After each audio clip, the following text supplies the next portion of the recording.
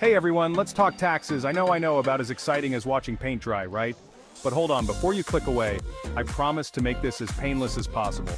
Taxes are a fact of life, like death, and the fact that your internet will inevitably go out during the most important Zoom call of your life.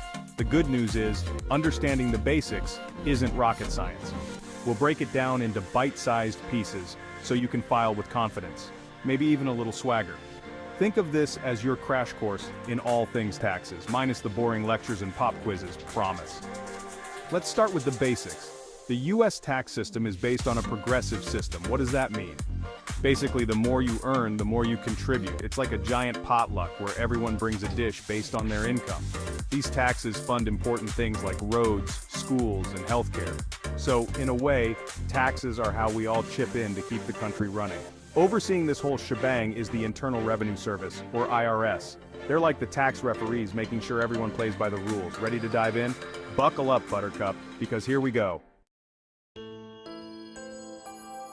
First things first, let's talk about the different types of taxes lurking out there.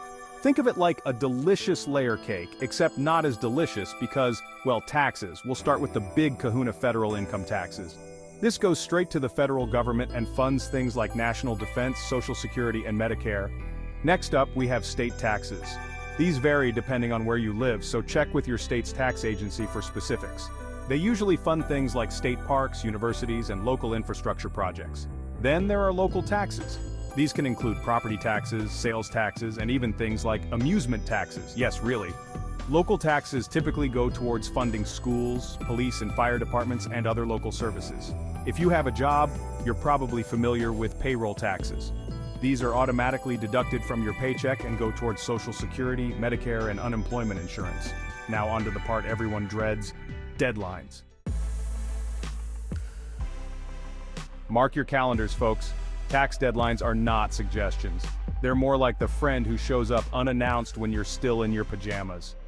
For most people, the magic date is April 15th. This is when your federal income tax returns are due. However, if April 15th falls on a weekend or holiday, the deadline gets pushed to the next business day. Lucky you. State tax deadlines vary, but many also fall in April. Make sure to check with your state's tax agency for their specific deadline. If you need more time to file, you can request an extension, which gives you an extra 6 months. But remember, this only extends the deadline for filing, not for paying what you owe. So do yourself a favor and mark those dates. Alright, now that you know the deadlines, let's talk about what you'll need to actually file your taxes. Think of it like gathering your tax toolkit, and trust me, this is one toolbox you don't want to leave empty. First and foremost, you'll need your Social Security number. Next up, you'll need all your income documentation. This includes your W-2 forms from your employer, 1099 forms for any freelance gigs, and any other documents that show how much money you made throughout the year. Now for the fun part, deductions. Deductions are like little tax breaks that can lower your taxable income. To claim them, you'll need documentation like receipts, invoices, and statements. Remember, the more organized you are with your documents, the smoother the filing process will be. So channel your inner Marie Kondo and get those receipts in order.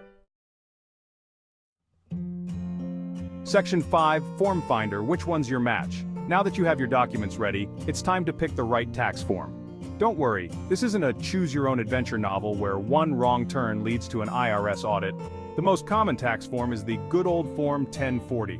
It's like the all-star player of tax forms, covering a wide range of filing situations.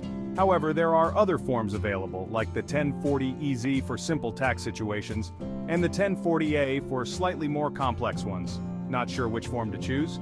The IRS has a handy-dandy tool on their website called the Interactive Tax Assistant that can help you figure it out.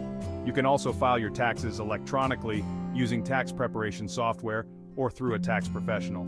Don't stress too much about choosing the perfect form. The IRS provides plenty of resources and guidance to help you navigate the process.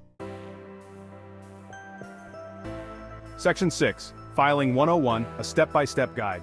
Alright folks, it's time to put on our big boy pants and tackle the actual filing process. Don't worry, it's not as scary as it sounds. We'll break it down into manageable steps so you can breeze through it like a tax filing ninja. First things first, you need to figure out your filing status. Are you single, married filing jointly, or head of household? Your filing status affects your tax bracket and eligibility for certain deductions and credits. Time to crunch some numbers, gather all your income documentation and add up your total income for the year. This includes wages, salaries, tips, investment income, and any other sources of moolah. Remember those deductions we talked about earlier? Now's the time to claim them. Subtract your eligible deductions from your total income to arrive at your taxable income. Tax credits are like golden tickets. They directly reduce your tax liability dollar for dollar. There are tons of credits available, so make sure you're claiming everything you're eligible for. Now for the moment of truth, calculating how much you owe Uncle Sam.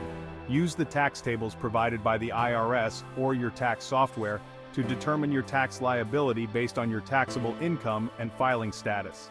Throughout the year, your employer has been withholding taxes from your paycheck. Compare this amount to your tax liability. If you withheld more than you owe, congrats, you get a refund. If you withheld less, you'll need to pay the difference. You've made it to the final step. File your completed tax return electronically or by mail. Make sure to sign and date your return and include any required payment. Section 7. Oh, short on cash? Don't panic, we've got you. Okay, so you've crunched the numbers and realized you can't pay your taxes in full. Don't freak out. It happens to the best of us. The IRS understands that life throws curveballs sometimes and they have options to help you out. Don't ignore the problem. Burying your head in the sand will only make things worse. You can call them directly, go online, or even set up a payment plan. They offer short-term extensions, installment agreements, and even offers in compromise where you might be able to pay less than the full amount you owe. The IRS is more likely to work with you if you're upfront and proactive about your situation. So, take a deep breath, reach out to the IRS and figure out a plan. You've got this. Section 8. Tax traps, steer clear of these mistakes. Taxes can be tricky, and even the most diligent filers can make mistakes. But fear not, we're here to help you avoid some common tax traps that can trip you up. Mistake number 1, missing the filing deadline. We've said it before and we'll say it again, deadlines matter. Missing the filing deadline can result in penalties, interest, and a whole lot of unnecessary stress. Mistake number 2, using the wrong filing status. Choosing the wrong filing status can cost you money and lead to an audit. Make sure you understand the different filing statuses and choose the one that's right for your situation. Mistake number 3, not keeping good records. Receipts, invoices, statements, these are your tax filing best friends. Keep them organized and easily accessible in case of an audit. Mistake number 4, forgetting to report all income. Whether it's from a side hustle or investments, make sure you report all your income to avoid penalties. By avoiding these common mistakes, you can make tax season a whole lot smoother and less stressful. Section 9. Need a hand? Call in the pros. Sometimes taxes can feel like you're trying to solve a Rubik's Cube blindfolded. If you're feeling overwhelmed or have a complicated tax situation, don't hesitate to seek professional help. Enlisting the help of a qualified tax professional like a certified public accountant or an enrolled agent can save you time, money, and a whole lot of headaches. These tax gurus can help you determine the best filing status for your situation. Maximize your deductions and credits. Navigate complex tax laws. So why risk your financial well-being by trying to tackle complicated taxes on your own? When in doubt, call in the pros. Section 10. Stay updated. Tax laws change like the weather. If there's one constant in life, it's that taxes are always changing. The tax code is like a living, breathing document, constantly being updated and amended.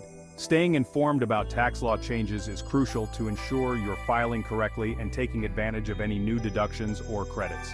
Here are a few ways to stay in the tax loop. Check the IRS website. The IRS website is a treasure trove of tax information, including updates on tax law changes. Sign up for email alerts. The IRS offers email alerts that deliver tax updates straight to your inbox. Section 11. Conclusion. You got this. Congratulations. You've made it to the end of our tax adventure. You're now armed with the knowledge and tools to tackle your taxes with confidence. Remember, taxes don't have to be scary. With a little preparation, organization, and maybe a few deep breaths, you can conquer tax season like a pro. Don't forget to gather your documents early, choose the right tax forms, explore deductions and credits.